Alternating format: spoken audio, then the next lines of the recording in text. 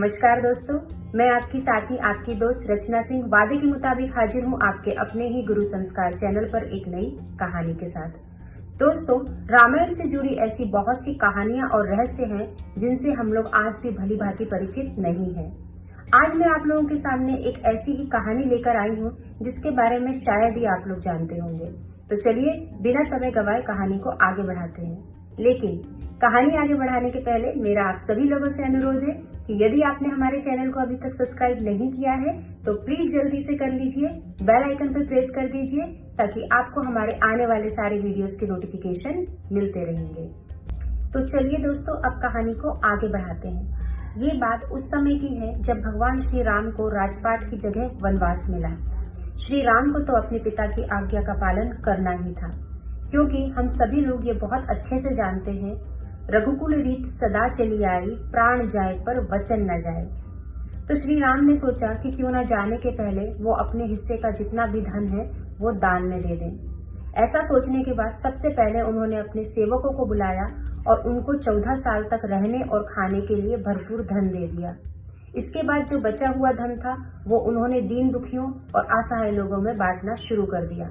भगवान श्री राम के इस कुबेर की तरह धन बांटने की चर्चा जंगल में लगे हुए एक आग की तरह फैल गई और लोग दूर दूर से भगवान श्री राम के पास दान लेने के लिए आने लगे।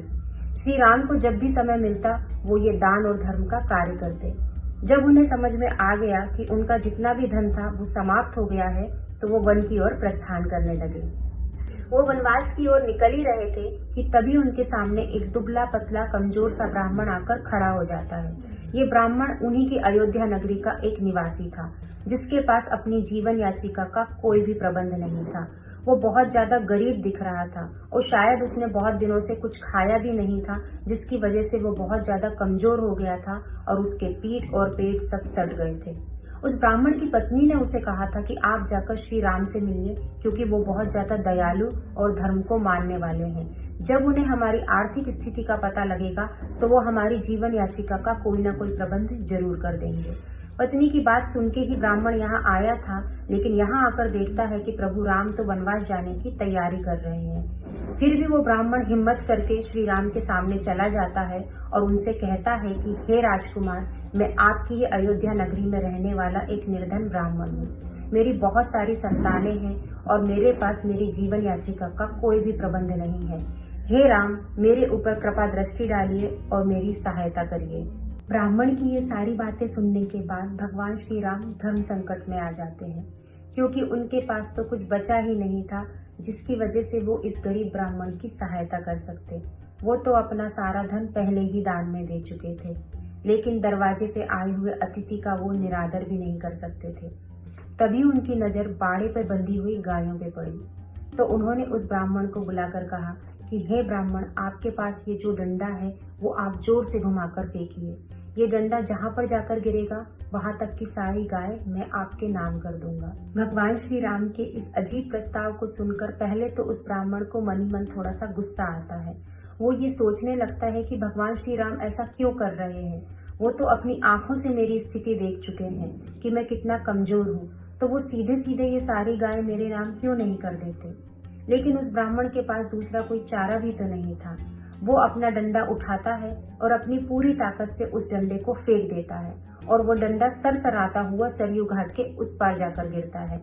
कमजोर ब्राह्मण के असंभव शक्ति को देखकर वहां पर जितने भी लोग खड़े होते हैं वो सारे के सारे अचरज में आ जाते हैं। ये सब देखने के बाद भगवान श्री राम उस ब्राह्मण के पास आते हैं, उसे अपने गले लगा लेते हैं और गले लगाने के बाद कहते हैं कि हे ब्राह्मण, मेरी बातों का बुरा मत मानना। ये सब मैंने आपको सिर्फ इसलिए करने को कहा क्योंकि मैं ये सारी गाय दान करने के पहले सिर्फ ये देखना चाहता था कि आप शारीरिक रूप से इन गायों की देखभाल करने के सक्षम हैं या नहीं हैं। तो दोस्तों, ये थी हमारी आज की कहानी। हमारी आज की कहानी कहीं ना कहीं हम सभी लोगों के जीवन से जुड़ी हुई है। कई बार हम लोग अपने जीवन में कुछ ऐसे फैसले ले लेते हैं जिसके लिए हम आर्थिक और शारीरिक रूप से सक्षम नहीं होते और जिसके दुष्परिणाम हमें भविष्य में जाकर देखने को मिलते हैं। इस कहानी के माध्यम से हम आप लोगों से सिर्फ एक ही अनुरोध करेंगे कि आप अपनी जिंदगी में जब भी कोई फैसला लें उसके सकारात्मक और नकारात्मक प्रभाव सोचने के बाद ही लें, ताकि आगे जाकर आपको और आपके परिवार को आपके उस निर्णय की वजह से कभी कोई भी परेशानी ना हो। तो चलिए अब आप लोगों से लेती हूँ विदा। मिलेंगे एक नई वीडियो में एक नई कहानी के साथ।